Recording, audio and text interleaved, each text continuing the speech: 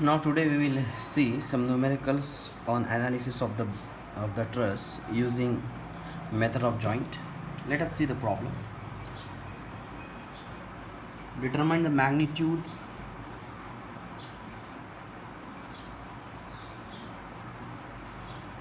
and nature of the forces in each member of the truss loaded as shown in figure.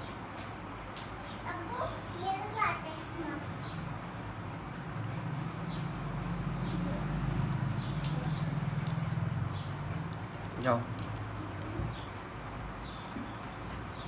in this support D is roller support, support B is hinge support, 8.4 kilonewton, 8.4 kilonewton. C and A, length is 4.5, and width is 2.8 meter. Now, I will brief the steps of analysis of the truss by method of joint. First, determine the reactions at the support by applying condition of equilibrium. For applying the condition of equilibrium, we must show the reactions at support. Support D is roller support. At roller support, unknown reactions is only one, that is RD, unknown reaction 1. Support B is hinge support, unknown reaction are 2, BX and BY. Now I will apply the condition of equilibrium. Summation Fx equal to 0. Summation Fx equal to 0. Bx rightward positive, RD rightward positive, minus 8.4 minus 8.4 equal to 0. Then equation will become Bx plus RD equal to 16.8, equation number 1. Then second equation, summation Fy equal to 0, summation Fy By equal to 0. There is no another force, कोणते force नहीं है. Okay, I will take the B point for applying the third condition of equilibrium, that is summation of MB equal to 0. हा तीसरी condition है, काय की हा non concurrent force system आहे, टोटल कन्सिडर केला था. तर समेशन MB इक्वल टू 0. तर MB वर आहे तर BX into 0 plus BY into 0. काय की माझ्या फोर्सेस जे आहे मोमेंट सेंटर B आहे आणि forces are passing through moment centre. Then this 8.4, this one 8.4 into 0, because line of action जर extend केली तर it is passing through moment. Line of action जर extend केली तर it is passing through moment center. Moment center पासून pass होईल बघा, that's why it is 0. ठीक आहे. Then 8.4 into 8.4 perpendicular distance is 4.5, that is in clockwise direction, that's why it is negative. And then last is RD into 4.5, it is also, it is anti-clockwise.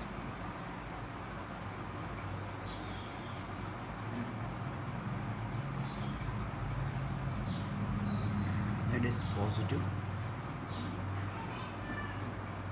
Okay, therefore RD equal to, therefore no, it is also positive. RD equal to minus 8.4. Put in 1, BX equal to 25.2. Okay, now reactions are known. Now we will take the joint. असं आपल्याला joint consider करायचं आहे की ज्या जॉईंटवर maximum 2 unknown आहे. बघा हा joint D आहे. आता डीवर किती अननोन आहे, CD एक अननोन आहे, BD एक अननोन आहे, 2 अननोन आहे. हा आपण जॉईंट घेऊ शकतो. बीवर घेतला तर BD एक अननोन आहे, BC एक अननोन आहे, AB एक अननोन आहे. इथे 3 अननोन आहे, हा B जॉईंट घेऊ शकत नाही. ए सी एक unknown, B C second, C D third. हा सी जॉईंट पण आपण घेऊ शकत नाही. ए जॉईंट बघा, ए बी एक unknown, A C second unknown. तर दोन अननोन आहे, आपण जॉईंट ए घेऊ शकतो. But before joint A we have to find the inclination. आता अँगल फाइंड करायचं आहे, तर आपल्याला हा अँगल फाइंड करू शकतो आपण. अपोजिट 4.5 आहे, ए सी 4.5 आणि बी सी 2.8. जर हा अँगल फाइंड केला तर हा येतो 58.1. 58.1. अपोजिट नोन, ॲडजस्टंट नोन, तर टॅन थीटा आपण वापरू शकतो. Tan theta equal to A C upon B C. A C आहे 4.5, बी सी आहे 2.8, theta equal to 58.10. Now we will take the joint.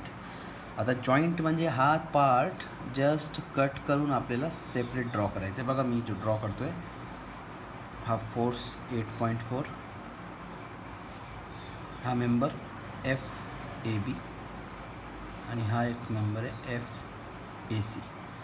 आता हा एफ ए बी याला आपण रिझॉल्व करणार, ठीक आहे ना. रिझॉल्व करण्यासाठी तो थर्ड क्वाड्रंटमध्ये F A B cos 58.1, F A B sine 58.1. हा जॉईंट ए आहे, ठीक आहे. रिझॉल्व केल्यानंतर apply condition of equilibrium. Summation F X equal to 0. Summation F X equal to 0. तर -8.4 काय की तो लेफ्टवर्ड आहे, minus F A B cos 58.1 equal to 0. therefore F A B equal to -15.9. जर आपण सॉल्व केलं तर, ठीक आहे. सेकंड कंडिशन अप्लाय करू आपण. Summation F Y equal to 0. Summation F Y equal to 0 apply केलं तर एफ ए सी तो पण minus F A B sine 58.1 equal to 0. F A B आपल्याला माहीत आहे -15.1 आहे, तर F A C equal to 13.5 with positive sign. आपल्याला दोन व्हॅल्यूज माहीत झाल्या, ठीक आहे. Now we will see take the another joint. आता आपण कोणतं जॉईंट घेणार. ए आपल्याला ए बी पण माहीत आहे, ए सी पण माहीत आहे. आता तुम्ही कोणतेही दोन सेकंड जॉईंट घेऊ शकताय. आपण डी घेऊ. डीला पण दोन अननोन आहे, एक सी डी आहे आणि एक बी डी आहे, ठीक आहे. तर जॉईंट डी घेऊ आपण. Joint D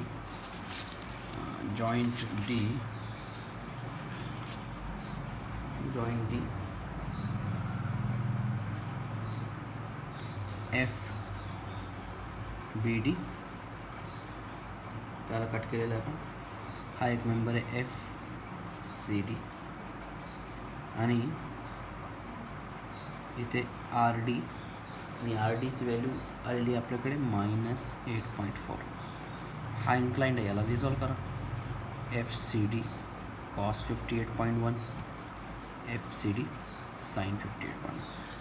now I will apply the condition of equilibrium. Summation fx equal to 0. Summation to joint D. Summation fx equal to 0.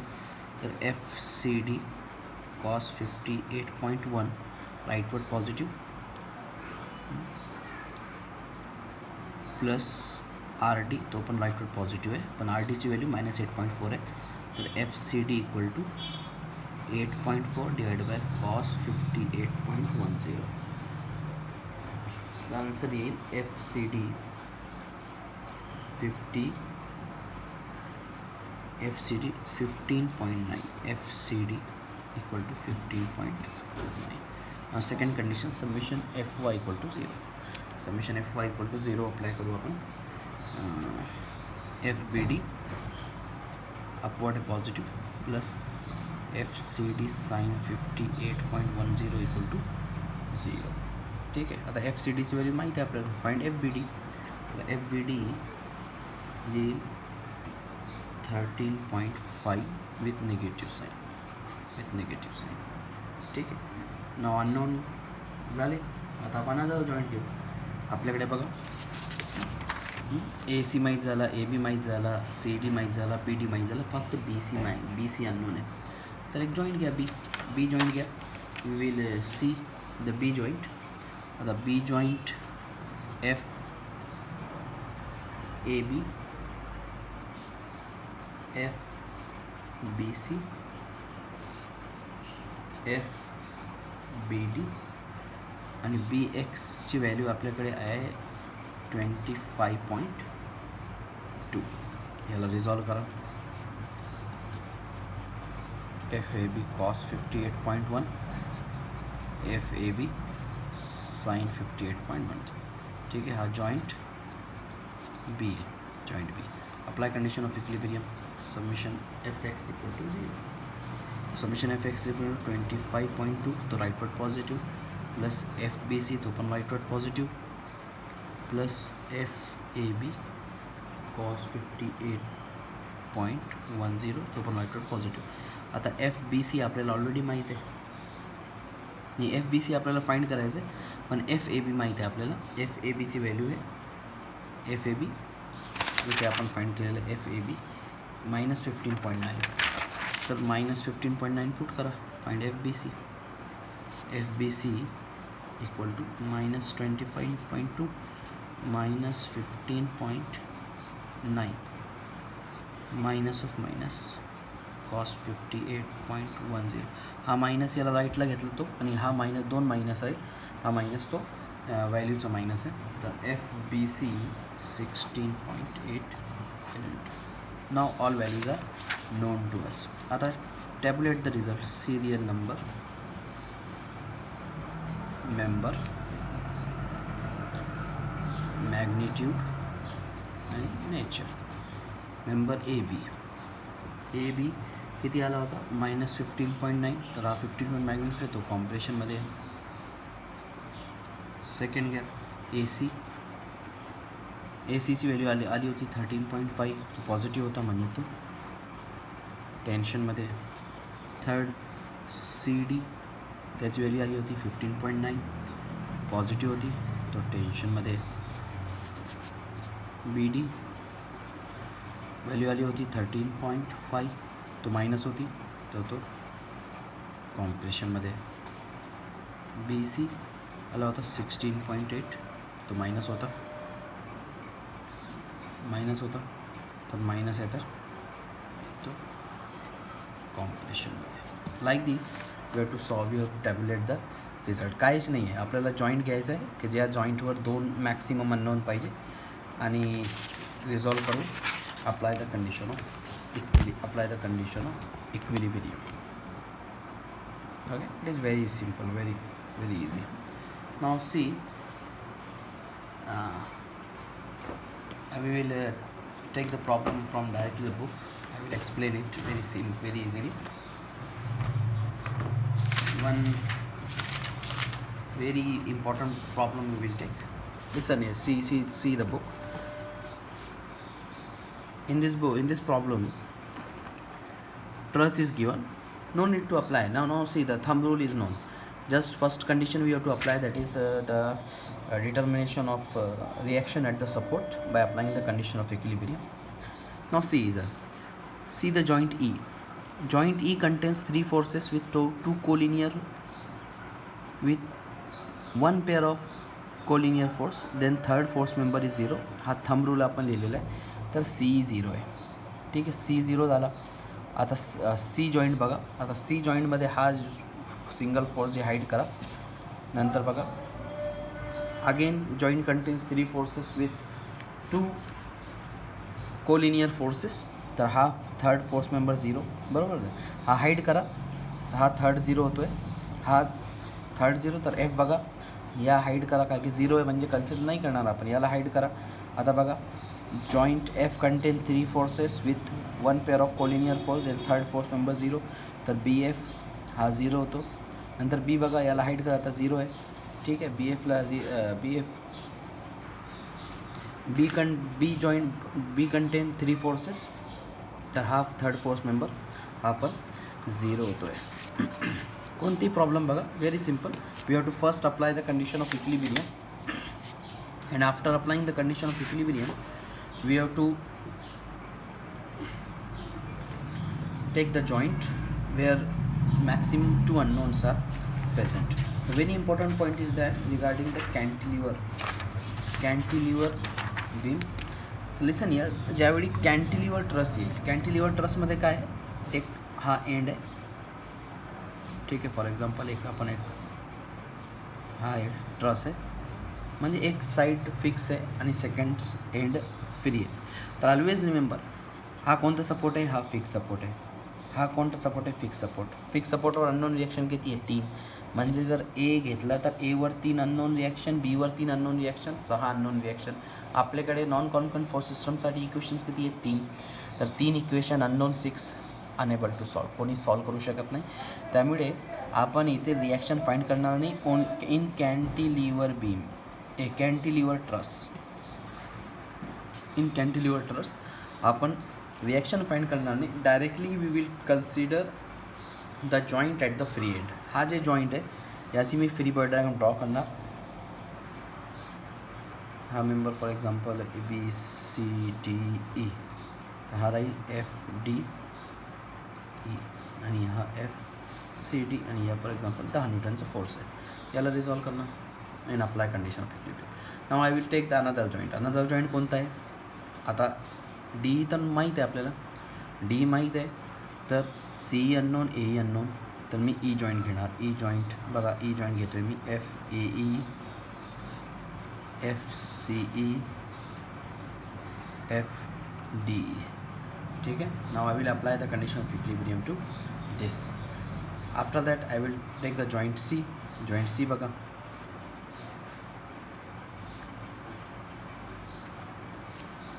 दिले तुम्ही FCD, FCE, FAC, FBC. हा झाला. याला मी कंडिशन फिलअप आहे. आपण जॉईंट ए नाही घेणार काय की तो जॉईंट नाही आहे, तो सपोर्ट आहे, ठीक आहे ना. आणि बी पण नाही घेणार काय की तो पण सपोर्ट आहे.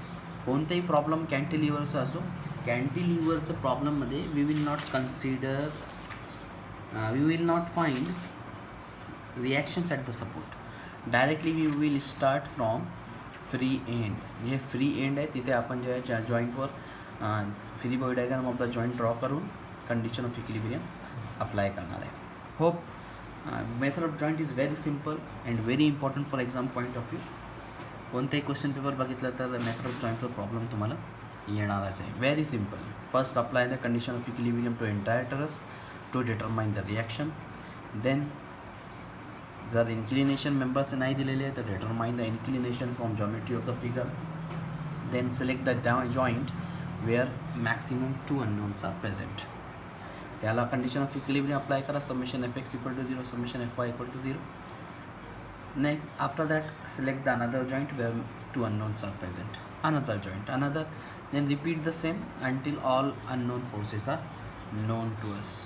Okay, hope if you have any difficulty WhatsApp me or ask the question. We will try to solve that question. Thank you.